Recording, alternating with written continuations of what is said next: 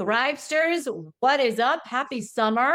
I know that summer technically started like a couple weeks ago, but if you're anything like me, it's that 4th of July kind of kickoff when you start seeing all the red, white, and blue everything. If you're in America, I know many of you are not.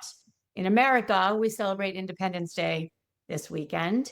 And I was toying with the idea, do I not record a podcast? Because who's really going to listen to this on a Friday?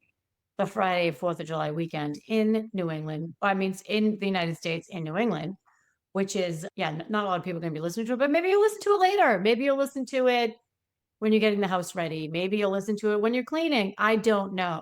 What I do know is this: the hive is alive, my friends. And I have been waiting to record this episode. How long have I been waiting? I think maybe 3 weeks. So I'm coming in hot with a shorty episode to talk to you about this concept of the hive. And I don't mean our hive. I mean, I kind of mean our hive, but I'm talking about, have you ever heard the expression, there's a special place in hell for women who don't support other women? Do you remember that? That was, it might have been Madeleine Albright. I can't remember. But a politician made that very famous. And I remember when I was in the corporate space many years ago, first coming up in the corporate world, I heard it and I'm like, yeah, that's true. And you know what? Now I'm calling BS on that. Cut it out is what I really want to say.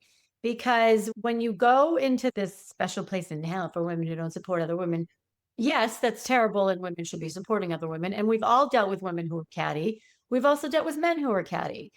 And what I want to talk about today is the flip side of that, that there is a special place, period, where women support other women.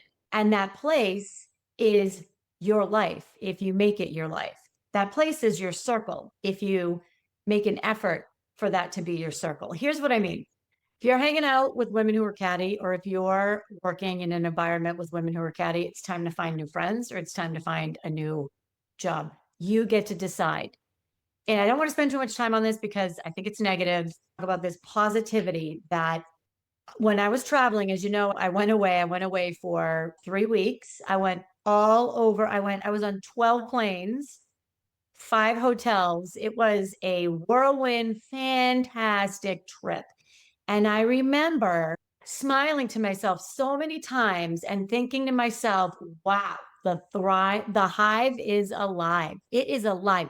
Everywhere I went, I bonded with women about different things. Every single place I went. In the airport, at the spa. Yes, there was a spa. There was more than one spa, actually. I mean, at the grocery store, there was a jewelry store. I'm going to tell you about the story in a minute. Everywhere. And never have I felt it as much as I did on this last trip. And it was really, really, really, really special. And what made me really start to notice this and think about it was I was in Athens, Greece, not Georgia. And my fantastic husband went into a little jewelry store, and he was looking at a necklace to get for me as a gift. And I walked past the store and he's like, you got to come in here. You got to come in here. I wasn't with him. So I went into the store and he had found these really cool necklaces that were it was a bee. And unfortunately, I'm not wearing it today, so I can't show you. It was a little pendant with a little bee on it. And he was so excited about it because, as you know, our logo here in the hive is the bee. So he pulled me in and I was talking to these women and they were lovely women. One was from Greece, two were from Greece, one was from Italy.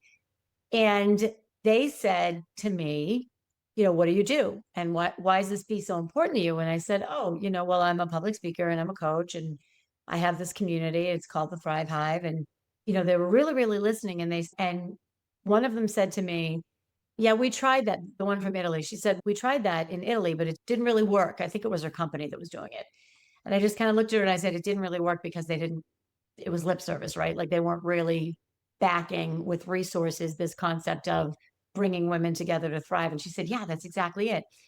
And then I started talking to the other 2 women and we were bonding over this concept of thriving and thriving as women, particularly at our age. So this is not to exclude younger Thrivesters. We just happen to be talking about, okay, your kids are raised, or you got the C-level job, or you already got the VP job, or whatever. You rose the corporate ranks. Now what? How do you thrive now? And we were talking about it and we were just having this great discussion, and two Greek, one Italian, one American. Not, I mean, we could understand each other. Not exactly, I didn't speak their language and they didn't, they spoke English a little bit. And we just bonded straight away, right away, to the point where at one point, I think like Danny was he just kind of wandered off because this was a conversation we were having. So we had this bond, and I remember thinking to myself, and I think I said to him when we were leaving, it does not matter where you are, you will find your hive. And we know that like attracts like, and I think it's being open to it or just noticing it. So I'm going to give you another example.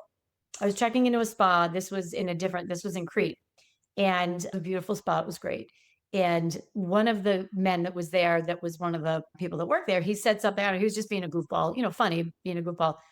And the woman behind the desk, the receptionist, she kind of mumbled something under her breath. And I said, "Did you just say like what I think you just said?" She said, "Yes." And we were kind of giggling and joking about that. And I remember thinking to myself, like, we just bonded over this. We were somewhere else, and this was two women. I think they were Thai. And I definitely do not speak Thai. I have tried to speak Mandarin. That's another story. But anyway, and we were joking and we were laughing and we were kind of making faces at each other. And we didn't even speak. We did not even speak. And we were communicating with each other about things that were going on that were silly and, whatever the case may be. And it just struck me, and it continued to strike me through this whole trip, that you will find your hive when you look for them and when you're open for them. And I think the reason why this struck me particularly on this trip was because of the language barrier. And we didn't have to speak the same language. The hive, it's universal. We can understand each other.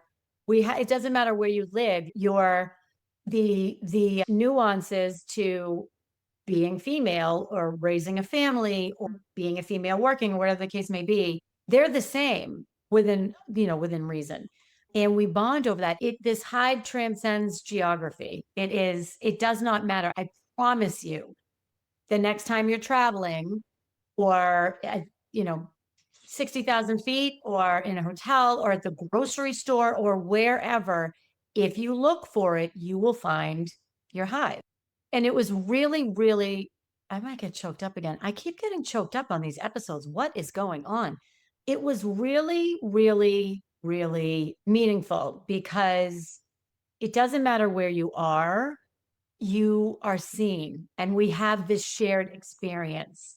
And if you're not afraid to make that first move or make the face or smile or have the conversation, the connection is there. And as a result of that, I would love for us to never feel lonely or never feel like we're alone, because we're not. See, I'm getting choked up. We're not. There is a woman who is on the other side of the world going through the same thing that you are. The hive is everywhere. I have one more story, and then I'm probably going to let you go because it's 4th of July. I want you people to go out and have fun. So, and this pulls it all together. So as I mentioned, I've been wanting to talk about this for 3 weeks, and I was at a very big party over this past weekend. So in Provincetown, as you know, I live on Outer Cape Cod. In Provincetown, it is a fishing community, commercial fishing. And there's a festival every year. It's called the Blessing of the Fleet. So this is where the commercial fishermen all line their boats up in the ocean, and they do a little parade, or they cruise by a bishop, and the bishop blesses them. It's the blessing of the fleet. It's for a good season and a prosperous season. That is very important. It is very important. Like, this is a big deal. And also it can be a big party. So because it's a kickoff to everybody's out on their boats. It's great. You get blessed. You're like, great, I'm gonna have a great season. So I met this woman who is going to come on the podcast, and we will reference this. And I met her a couple times. Anyway, very put together, very attractive, very just put together. Like, she looked great. And she and I started talking, whatever, we're just chatting. And I remember thinking to myself, oh, she's kind of cool. Like, I want to get to know her. And then I bumped into her again a couple days later, and we were talking, and we started really talking. And we were talking about women, and that women, now this is a woman I barely know. She lives miles away from me. She lives in the United States, but very far away from me. I had just met her. I had talked to her for maybe 5 minutes. And boom, we started talking about women are the majority. We're the majority. And we started talking about females in the animal kingdom and like queen bees. We are the only species, we are the only ones who can procreate. And when did we start giving away our power? And when did we start being subservient? Or when did we start not stepping into that power? And we had this huge, like very, very philosophical conversation. I can't wait to bring her on. It's going to be a great conversation. And I remember thinking to myself, this is the hive. Like, this is what I mean. We are everywhere, everywhere. So, what you call the action, Thrivesters? Really just look for the hive. Enjoy the summer. Look for the hive. What you look for, you will find. And if you look for reasons to not approach someone, or if you look for reasons why you don't think someone will want to talk to you, then that's what you will find. Instead, look for reasons to build this hive, build your own hive. I mean, we have our hive, and I'm telling you, if you look for it, they're here. We are all here. We have this shared experience. It is global. We support each other. There is no stopping us. So with that, Thrivesters, happy 4th of July. My birthday's coming up. I forgot. So my birthday's coming up, and in honor of my birthday, and really because I'm really jazzed up about this hive, this global hive. I want to reach as many people as I can. I'm doing a birthday special. I think I mentioned it last week. It's a reset package, my coaching package, 3 sessions, half the price. I only have 2 spots left. It's only going to be open in July. I don't think I've ever really discounted half price. That's significant. So there's a link in the show notes. Let's have a conversation. Let's jump on a call. This is if you just need a reset. Like I said, when I went away for 3 weeks, I really reset, and it was so incredibly powerful. And I want to be able to help you do that. Here's what's coming up. I want to tell you what's coming up on the Thrive Hive. We got some good stuff. I have a life coach coming to talk about the myth, or coming to talk about toxic positivity. I have one of my childhood besties is coming on to talk about reinventing herself after her children have grown. I have a good friend, and she was a brand manager, social media manager. I think she might have even been an influencer at one point. She's going to talk about getting real about sobriety and self-trust. And that's going to be a good one, because I don't know if you've heard the term sober curious. This is a movement it's not really a movement. It's a thing.